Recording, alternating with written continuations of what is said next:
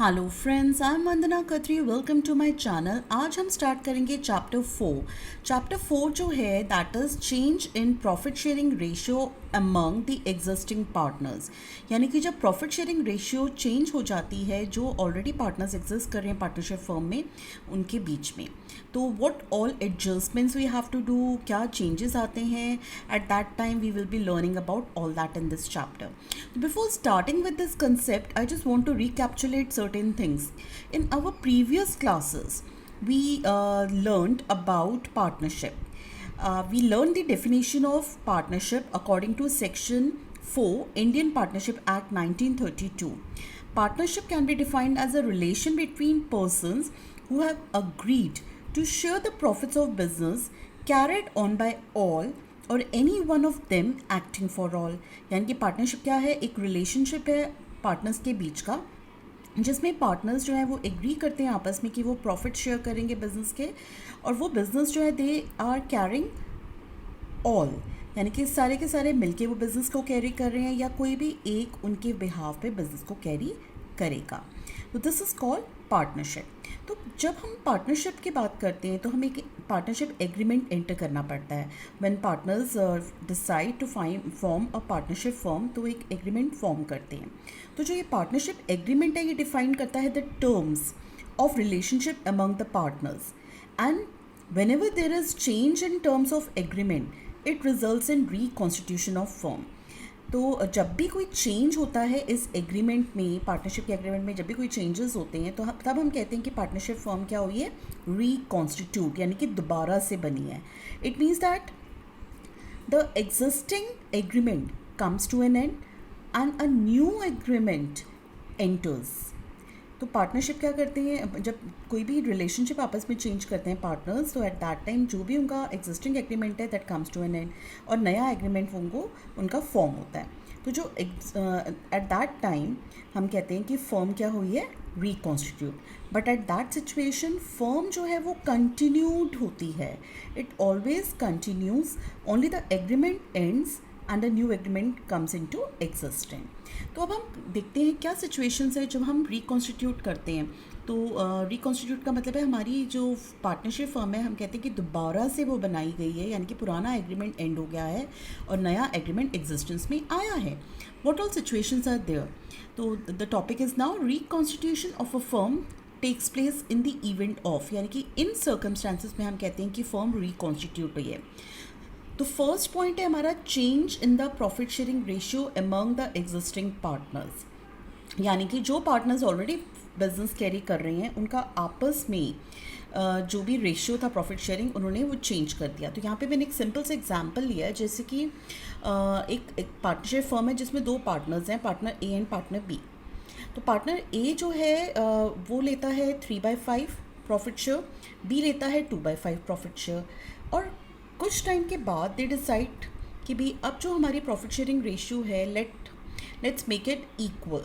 क्योंकि पार्टनर ए को लगा कि भाई पार्टनर ए और बी ने आपस में सोचा कि भाई हमने क्यों ये डिफरेंस रखा हुआ है, जब दोनों एक जैसा काम कर रहे हैं और मिलके हम प्रॉफिट अर्न कर रहे हैं तो भाई एक ज़्यादा शेयर क्यों ले और दूसरा ज़्यादा थोड़ा कम क्यों ले, तो हम आगे से इक्वली शेयर करेंगे. तो यानी कि उन्होंने डिसाइड करा कि अपनी एग्जिस्टिंग रेशियो को वो चेंज करेंगे. तो at that time they decided 1:1 as their ratio, यानी कि half of profit they will be sharing. तो जो उनकी प्रीवियस रेशियो थी 3:2, यानी कि 3/5 और 2/5. अगर फर्म में प्रॉफिट 5,000 अर्न करते वो, तो ए कितना शेयर लेता? 3,000. बी कितना लेता? 2,000. यानी कि ए को 1,000 बी से ज़्यादा मिल रहा था. और जब वो डिसाइड करते हैं हम इक्वली शेयर करेंगे तो एट दैट टाइम दोनों 2,500 लेंगे प्रॉफिट का शेयर. तो आपने देखा कि यहाँ पे क्या है, ए जो था वो 1,000 ज़्यादा ले रहा था और यहाँ पे वो इक्वली ले रहे हैं. तो यानी कि ए ने जब आधा आधा का डिसीजन लिया एट दैट टाइम ए ने सेक्रीफाइस करा अपना 500 का प्रॉफिट. तो that is called sacrifice amount by A. और बी को जो था 500 का गेन हुआ, राइट. तो ए ने कितना सेक्रीफाइस करा? ₹500. This is called sacrifice. So we will be learning about sacrificing and gaining ratio also in this chapter. At that time I will discuss in detail.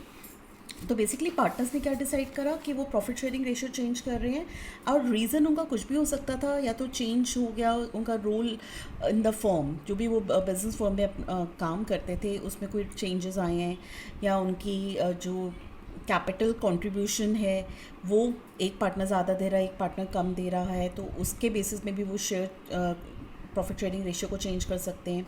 तो जो भी चेंज होता है ओल्ड प्रॉफिट शेयरिंग रेशियो में, and when we go for another new ratio at that time, तब हम कहते हैं कि फर्म क्या हुई है, रिकॉन्स्टिट्यूट, यानी कि रिकॉन्स्टिट्यूशन हुआ है, जिसमें आपका प्रॉफिट शेयरिंग रेशियो भी चेंज हो गया है, और at that time new agreement comes into existence and old agreement comes to an end, right? तो second situation है हमारी admission of a partner और partners। अब एडमिशन ऑफ अ पार्टनर के लिए ज़रूरी है कि भी अब जैसे दो पार्टनर्स आपस में बिजनेस कैरी कर रहे हैं और उनको चाहिए additional capital for carrying on the business activities, या मैनेजरियल हेल्प चाहिए, तो at that time they decide कि भी हम क्यों ना एक नया पार्टनर एडमिट करें। तो जैसे यहाँ मैंने एग्जांपल लिया, ए और बी दो पार्टनर्स हैं और उनकी प्रॉफिट शेयरिंग रेशियो क्या है, 3:2। तो इनको लगा कि भी हमें जो हमारी कैपिटल है वो कम है और हमें और कैपिटल चाहिए, तो इन्होंने डिसाइड करा कि हम सी को भी एडमिट कर देंगे पार्टनरशिप फॉर्म में, ताकि वो अपनी कैपिटल भी लेकर आए और हम उसको प्रॉफिट का शेयर दे देंगे। तो उन्होंने न्यू रेशियो जो डिसाइड करी, दैट दे डिसाइडेड एज 3:2:1। तो इसमें क्या हुआ, अब पहले क्या था, 3/5 उनका शेयर था और 2/5 था। अब उनका शेयर क्या आ गया, 3/6, 2/6 एंड 1/6, राइट? तो this will be the new ratio of the partner. तो इसमें क्या हुआ, जो पुराना हमारा एग्रीमेंट था that came to an end and the new agreement came into existing. और जब भी हम पार्टनरशिप में नया एग्रीमेंट बनाते हैं, एट दैट टाइम वी से कि फर्म क्या हुई है, रिकॉन्स्टिट्यूट, राइट? क्योंकि जब एक नया पार्टनर एंटर कर रहा है, नया एग्रीमेंट आ गया और फर्म क्या हुई, रिकॉन्स्टिट्यूट। और जो नया पार्टनर है वो एक्वायर करेगा rights of share in the assets of the firm also, जिसके लिए वो कैपिटल लेकर आएगा, and he will also share the profits, future profits of the firm, और इसके लिए he might bring goodwill also in the firm, right? This is the case of admission of a partner, जिसको हम chapter 5 में discuss करेंगे। That's the next chapter only in detail, right? Next is retirement of a partner. अब 3 partners हैं, जैसे कि ए B सी, right? ए ने decide किया कि that he will retire from the firm. Retirement किसी भी बेसिस में हो सकती है कि एज फैक्टर हो गया, या उसकी बैड हेल्थ है, that's why he doesn't want to continue the business, या कोई भी चेंज हुआ है फर्म के नेचुरल एनवायरनमेंट में कि वो पार्टनर एग्जिस्ट नहीं कर पा रहा, या पार्टनरशिप एट विल के थ्रू भी एक पार्टनर रिटायर हो सकता है फर्म से। तो they can be any reason जिसकी वजह से पार्टनर डिसाइड करता है कि वो रिटायर हो जाएगा। तो यहाँ पे क्या लिया मैंने एग्जांपल, ए बी सी, इनका मैंने प्रॉफिट शेयरिंग ओल्ड लिया है 3:1, और जब ए ने सोचा कि वो रिटायर हो जाएगा तो बी और सी रह गए, उन्होंने आपस में डिसाइड करा कि अब हम इक्वली प्रॉफिट शेयर करेंगे। तो ओल्ड शेयर क्या था, 3:1, अब न्यू क्या है, 1:1। तो यानी कि उनका जब नया एग्रीमेंट एंटर होगा तो at that time only B और C will be the partners, और उनका शेयर क्या हो जाएगा, इक्वल। और पुराने एग्रीमेंट में क्या था, 3 पार्टनर्स थे, ए बी सी, और उनकी ओल्ड रेशियो क्या थी, 3:1। तो यानी कि नया एग्रीमेंट बनेगा, नए पार्टनर्स हो गए और उनका प्रॉफिट शेयर भी चेंज हो गया। तो this situation is called again the reconstitution of firm, right? Similarly death of a partner. अब 3 पार्टनर्स हैं, किसी की उसमें से डेथ हो जाती है, जैसे कि हमने एग्जांपल लिया A B C are the 3 partners. तो इसमें बी को मैंने एज्यूम करा कि बी की डेथ हो गई, तो उनकी ओल्ड रेशियो क्या थी, 3:1। अब जब बी की डेथ हुई तो न्यू जो पार्टनर्स बचे, जब हम नया एग्रीमेंट एंटर करेंगे, ए और सी बच गए, उन्होंने आपस में डिसाइड करा कि that they will share in 1:1, यानी कि इक्वली शेयर करेंगे। तो दिस इज सिचुएशन नंबर 4। तो रिटायरमेंट और डेथ जो है हम एक ही चैप्टर में इनके बारे में पढ़ेंगे in detail, and but these are 2 different topics but given in one chapter only। तो चैप्टर 5 हमारा होगा एडमिशन ऑफ अ पार्टनर, और चैप्टर 6 है हमारा retirement and death of a partner. एक सिचुएशन और है हमारी टीएस ग्रेवल में गिवन है, दैट इज अमालगमेशन ऑफ 2 और मोर पार्टनरशिप फर्म्स। अमालगमेशन का मतलब है कि जब 2 फर्म्स आपस में डिसाइड करती हैं कि वो मिलके अपना बिजनेस कैरी करेंगे, यानी कि they will get merged with each other. तो दैट इज़ कॉल्ड अमालगमेशन। जैसे कि एक पार्टनरशिप फर्म में सिर्फ 2 पार्टनर्स हैं, ए और बी। दूसरी पार्टनरशिप फर्म में जो है एक्स वाई जेड 3 पार्टनर्स हैं।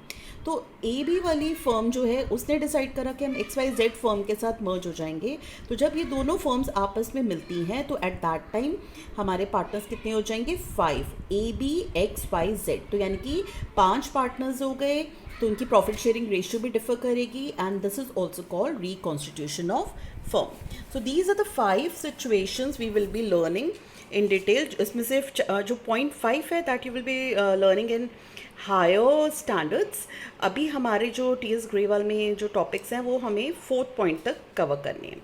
तो this is the meaning of reconstitution of a firm that takes place in the following events. So we will discuss further change in profit sharing ratio among the existing partners in chapter number 4. तो chapter number 4 में हम खाली first point discuss करेंगे जो मैं अपनी आगे वाली आने वाली नेक्स्ट वीडियोस में स्टार्ट करूँगी। आज सिर्फ मैंने रिकॉन्स्टिट्यूशन ऑफ अ फर्म का कंसेप्ट क्लियर किया इस वीडियो में कि एक फर्म कब रिकॉन्स्टिट्यूट होती है। तो I have given you examples for that. Thank you.